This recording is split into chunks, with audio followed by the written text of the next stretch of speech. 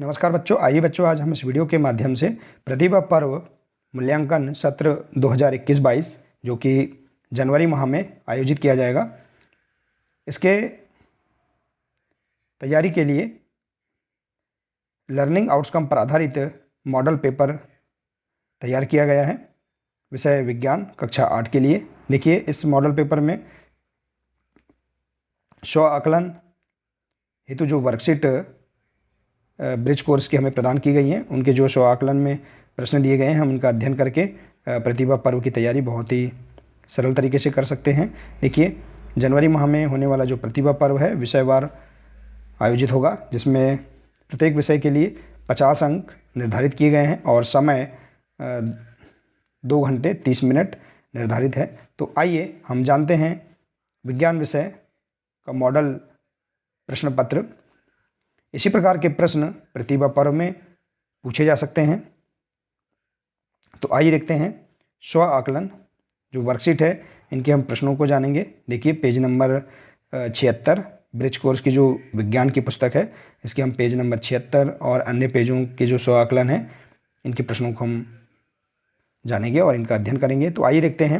निम्नलिखित प्रश्नों के आगे सत्य असत्य लिखिए। देखिए, यहाँ दिया है लकड़ी के लट्ठे को टुकड़ों में काटना एक रासायनिक परिवर्तन है, असत्य है। पत्तियों से खाद का बनना एक भौतिक परिवर्तन है, यह असत्य है। लोहा और जंग लगना एक ही पदार्थ है, तो यह असत्य है।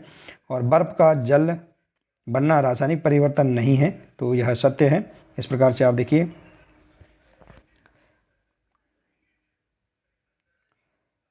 यहाँ पर सत्य और असत्य वाले प्रश्न बता सकते हैं और इनका अध्ययन कर सकते हैं। आइए इसी प्रकार से देखते हैं अगला प्रश्न। रिक्त स्थानों की पूर्ति कीजिए। देखिए, भौतिक परिवर्तन में किस पदार्थ के केवल खालिस्तान में गुणों में परिवर्तन होता है? तो भौतिक परिवर्तन में केवल पदार्थ के भौतिक गुणों में परिवर्तन होता है। इसी प्रकार से ऐसे परिवर्तन जिसमें नए पदार्थ बनते हैं रासायनिक परिवर्तन कहलाते हैं। देखिए, इस प्रकार से आप खालिस्तान भर सकते हैं। इसी प्रकार से अगला है लोहे पर जंग लगना खालिस्तान परिवर्तन है, तो लोहे पर जंग लगना रासायनिक परिवर्तन है। और इसी प्रकार से है खींचा हुआ रबर बैंड खालिस्तान परिवर्तन को दर्शाता है, तो खींचा हुआ रबर बैंड भौतिक परिवर्तन को दर्शाता है। तो इस प्रकार से आप रिक्त स्थान वाले प्रश्न भी तैयार कर सकते हैं। इसी प्रकार से देखिए, अगला है प्रश्न। जब कार्बन डाइऑक्साइड अर्थात CO2 को चूने के पानी में प्रवाहित किया जाता है तो क्या उत्पाद बनता है? तो देखिए, जब CO2 को या अर्थात कार्बन डाइऑक्साइड को चूने के पानी में प्रवाहित किया जाता है तो कैल्शियम कार्बोनेट CaCO3 बनता है, जिससे चूने का पानी दूधिया हो जाता है। तो इस प्रकार से आप इस प्रश्न का आंसर बता सकते हैं। इसी प्रकार से देखिए, अगला प्रश्न है भौतिक परिवर्तन तथा रासायनिक परिवर्तन में अंतर लिखिए। देखिए, भौतिक परिवर्तन उत्क्रमणीय होता है एवं रासायनिक परिवर्तन में नए पदार्थ बनते हैं। तो इस प्रकार से आप इसमें अंतर बता सकते हैं। आइए इसी प्रकार से देखते हैं अगला पेज, जिसमें स्व आकलन हेतु वर्कशीट दी है। इसमें देखिए महत्वपूर्ण प्रश्नों को हम जानेंगे। देखिए, पेज नंबर है 79। आइए इनके हम प्रश्नों को जानते हैं। दिया है सही उत्तर पर चिन्ह लगाइए। देखिए, सही विकल्प वाले प्रश्न हैं। अमरबेल उदाहरण है। अमरबेल किसका उदाहरण है? परपोषी का। इसी प्रकार से देखिए, किसी कीटों को पकड़कर अपना आहार बनाने वाले पादप का क्या नाम है? देखिए, 4 ऑप्शन दिए, अमरबेल, गुड़हल, घटपर्णी और गुलाब। तो इस प्रश्न का राइट आंसर क्या है? घटपर्णी। इसी प्रकार से तो देखिए, इस प्रकार से आप यहाँ पर सही विकल्प वाले प्रश्नों को अध्ययन कर सकते हैं। इसी प्रकार से देखिए, अगला प्रश्न है निम्न कथनों में सत्य एवं असत्य कथनों का चयन कीजिए। देखिए, प्रकाश संश्लेषण में कार्बन डाइऑक्साइड मुक्त होती है, यह असत्य है। दूसरा है ऐसे पादप जो अपना भोजन स्वयं संश्लेषित करते हैं मृतजीवी कहलाते हैं, तो यह भी क्या है? असत्य है। अगला है कवक या फंजाई मृतजीवी पोषण प्रणाली का उपयोग करते हैं, तो यह सत्य है। और अगला है पत्तियों में क्लोरोप्लास्ट नामक वर्णक पाया जाता है, तो यह भी सत्य है। तो इस प्रकार से देखिए, आप सत्य और असत्य वाले प्रश्नों का अध्ययन कर सकते हैं। आइए इसी प्रकार से देखते हैं सही जोड़ी मिलाइए। देखिए, इसी प्रकार के प्रश्न परीक्षा में संभवतः आएंगे। देखिए, प्रकाश संश्लेषण हरे पौधों में होता है, इसी सहजीवी लाइकेन से संबंधित है। मृतजीवी देखिए कवक से, और कीट भक्षी सन ड्यू पादप, तो इस प्रकार से आप यहाँ सही जोड़ी का मिलान कर सकते हैं इनसे संबंधित। इसी प्रकार से देखिए अगला देखते हैं प्रश्न, मृतजीवी पोषण प्रणाली क्या है। देखिए इस प्रकार के लघु उत्तरीय प्रश्न भी पूछे जाएंगे। तो देखिए, वह पोषण प्रणाली जिसमें जीव किसी मृत एवं विघटित जैविक पदार्थों से पोषक तत्व प्राप्त करते हैं मृतजीवी पोषण कहलाते हैं। तो इस प्रकार से आप यहाँ पर इस प्रश्न का आंसर बता सकते हैं। आइए इसी प्रकार से देखते हैं अगला प्रश्न, सहजीवी पोषण प्रणाली किस में पाई जाती है, एक उदाहरण दीजिए। देखिए, कुछ जीव एक दूसरे के साथ रहते हैं तथा अपना आवास एवं पोषक तत्व एक दूसरे के साथ बांटते हैं, इसे सहजीवी पोषण या संबंध कहते हैं। देखिए इस प्रकार से आप इस प्रश्न का आंसर बता सकते हैं और इसका अध्ययन कर सकते हैं। आइए इसी प्रकार से देखते हैं अगला स्व आकलन, जो पेज नंबर देखिए 82 में दिया है, ब्रिज कोर्स की विज्ञान की कक्षा 8 की पुस्तक में। आइए इसके महत्वपूर्ण प्रश्नों को देखते हैं। दिया है सही विकल्प चुनिए। देखिए बहुत ही महत्वपूर्ण प्रश्न है, श्वेत प्रकाश कितने वर्णों का मिश्रण होता है। देखिए यहाँ पर 4 विकल्प दिए होंगे, इनमें से आपको एक विकल्प पर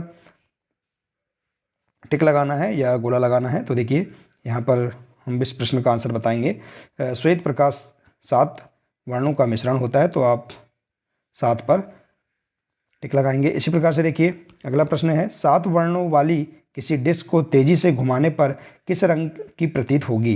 तो देखिए 7 वर्णों वाली किसी डिस्क को तेजी से घुमाने पर वह श्वेत रंग की प्रतीत होगी। तो इस प्रकार से आप यहाँ पर इस प्रश्न का आंसर बता सकते हैं। आइए इसी प्रकार से देखते हैं, रिक्त स्थान की पूर्ति कीजिए।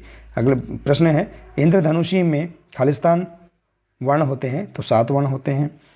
अगला है, सूर्य के प्रकाश में 7 वर्ण विद्यमान होते हैं, ऐसे प्रकाश को खालिस्तान प्रकाश भी कहते हैं, तो ऐसे प्रकाश को श्वेत प्रकाश भी कहते हैं। तो इस प्रकार से इन प्रश्नों का अध्ययन कर लेंगे। आइए इसी प्रकार से देखते हैं लघुत्तरीय प्रश्न। देखिए, इंद्रधनुष किस मौसम में दिखाई देता है। देखिए तो प्रश्न का आंसर है, इंद्रधनुष बरसात के मौसम में दिखाई देता है। इसी प्रकार से अगला प्रश्न, इंद्रधनुष का चित्र बनाइए एवं उसमें क्रम अनुसार रंगों को भी लिखिए। देखिए बच्चों, आप यहाँ पर इंद्रधनुष का चित्र बना सकते हैं, देखिए इस प्रकार से, और यहाँ पर उसके जो रंग हैं उनको हम क्रम अनुसार लिखेंगे। देखिए आइए इसी प्रकार से देखते हैं अगला स्व आकलन। देखिए पेज नंबर देखेंगे हम 84। इसमें महत्वपूर्ण प्रश्नों को जानते हैं। प्रश्न है, सही जोड़ी का मिलान करिए। देखिए, जाइलम जल का परिवहन करता है, मूल रोम जल का अवशोषण करते हैं और फ्लोएम भोजन का परिवहन करते हैं। तो इस प्रकार से आप यहाँ पर इस सही जोड़ी का मिलान कर सकते हैं। देखिए इसी प्रकार से देखेंगे, सही विकल्प का चयन कीजिए। देखिए प्रश्न, पादपों में जल का परिवहन होता है, किसके द्वारा होता है जल का परिवहन पादपों में, जाइलम के द्वारा होता है। देखिए हमने यहाँ सही जोड़ी में मिलान किया है, जाइलम द्वारा जल का परिवहन। इसी प्रकार से देखिए अगला है, पादपों में भोजन का परिवहन होता है, तो पादपों में भोजन का परिवहन किसके द्वारा होता है, फ्लोएम के द्वारा होता है। देखिए फ्लोएम के द्वारा भोजन का परिवहन। इस प्रकार से देखिए सही विकल्प वाले प्रश्नों को आप अध्ययन कर सकते हैं और जान सकते हैं। आइए इसी प्रकार से देखते हैं अगला प्रश्न, पादपों में पोषक तत्वों का परिवहन किस ऊतक के द्वारा होता है। तो पादपों में मृदा से पोषक तत्वों के परिवहन के लिए पाइप जैसी वाहिकाएं पाई जाती हैं और वाहिकाएं विशेष कोशिकाओं की बनी होती हैं जो समूहन ऊतक बनाती हैं। तो इस प्रकार से आप इस प्रश्न का आंसर लिख सकते हैं। इसी प्रकार से देखिए अगला प्रश्न है, पादपों में समूहन ऊतक एवं मूल रोम को दर्शाता हुआ चित्र बनाइए। तो आप समूहन ऊतक और मूल रोम का चित्र बना सकते हैं। देखिए ब्रिज कोर्स की जो पुस्तक है पेज नंबर 84, इसके पहले की जो वर्कशीट है उनमें इसका समूहन ऊतक और मूल रोम का चित्र दिया है, इसे आप बना सकते हैं। ठीक है बच्चों, आइए इसी प्रकार से देखते हैं अगला स्व आकलन। देखिए पेज नंबर है 87। इसमें देखते हैं महत्वपूर्ण प्रश्न जो कि प्रतिभा पर्व के लिए बहुत ही महत्वपूर्ण है। तो दिया है प्रश्न, रिक्त स्थानों की पूर्ति कीजिए। चालन, खालिस्तान तथा विकिरण ऊष्मा स्थानांतरण के प्रक्रम है। तो चालन, समूहन और विकिरण ऊष्मा स्थानांतरण के प्रक्रम है। इसी प्रकार से है, बिना किसी माध्यम द्वारा ऊष्मा स्थानांतरण के प्रक्रम को खालिस्तान कहते हैं, तो इसे विकिरण कहते हैं। और इसी प्रकार से लकड़ी की एक चम्मच को आइसक्रीम के प्याले में डुबोया गया है, तो इसका दूसरा सिरा खालिस्तान के कारण ठंडा हो जाएगा, तो चालन के कारण ठंडा हो जाएगा। इस प्रकार से आप इन प्रश्नों को जान सकते हैं, इनका अध्ययन कर सकते हैं। इसी प्रकार से देखेंगे अगला प्रश्न है, सही जोड़ी का मिलान करिए। देखिए, थल समीर के बहने का समय क्या है? रात का। समुद्र समीर के बहने का समय क्या है? दिन। ठोसों में ऊष्मा स्थानांतरण का प्रक्रम है चालन, और द्रवों में ऊष्मा स्थानांतरण का प्रक्रम है संवहन। तो इस प्रकार से आप यहाँ पर बहुत ही महत्वपूर्ण यह सही जोड़ी दी गई है, इसका अध्ययन कर सकते हैं। इसी प्रकार से देखते हैं अगले प्रश्न, तटीय क्षेत्रों में दिन के समय वायु किस प्रकार बहती है, समझाइए। तो देखिए, तटीय क्षेत्रों में दिन के समय स्थल जल की अपेक्षा शीघ्र गर्म होता है। स्थल के ऊपर की वायु गर्म होकर ऊपर उठती है। इसका स्थान लेने के लिए समुद्र की ओर से ठंडी वायु स्थल की ओर बढ़ती है। तो इस प्रकार से आप इस प्रश्न का आंसर बता सकते हैं और इसका अध्ययन कर सकते हैं। इसी प्रकार से देखिए अगला प्रश्न है, तटीय क्षेत्रों में रात के समय वायु किस प्रकार बहती है, समझाइए। तो तटीय क्षेत्रों में रात के समय वायु स्थल की ओर से ठंडी वायु समुद्र की ओर बहती है। तो इस प्रकार से आप इस प्रश्न का आंसर बता सकते हैं। ठीक है बच्चों, तो देखिए बच्चों, इस प्रकार से हम यहाँ पर बहुत ही सरल तरीके से लर्निंग आउटकम पर आधारित जो लर्निंग गेम सामग्री ब्रिज कोर्स की जो पुस्तकें हैं, उनमें जो विषयवार विज्ञान विषय की जो वर्कशीट है, उनके अंत में जो स्व आकलन से संबंधित जो वर्कशीट दी गई है, इनके प्रश्नों को हम जानकर प्रतिभा पर्व की तैयारी बहुत ही अच्छे से कर सकते हैं। देखिए, इनका आप अध्ययन कर लीजिए। यह मॉडल प्रश्न पत्र के रूप में यहाँ उदाहरण स्वरूप बताया गया है। ठीक है, इसी प्रकार के प्रश्न प्रतिभा पर्व में संभवतः पूछे जा सकते हैं। देखिए, तो बच्चों, आशा है कि आपको इसके अंतर्गत मॉडल पेपर विषय विज्ञान कक्षा 8 के सभी स्व आकलन के सभी प्रश्न आपको बहुत ही अच्छे लगे होंगे, समझ में आ गए होंगे। तो बच्चों, आज के लिए सिर्फ इतना ही है। मिलते हैं इसी प्रकार से इसी के अगले पार्ट्स में। नमस्कार।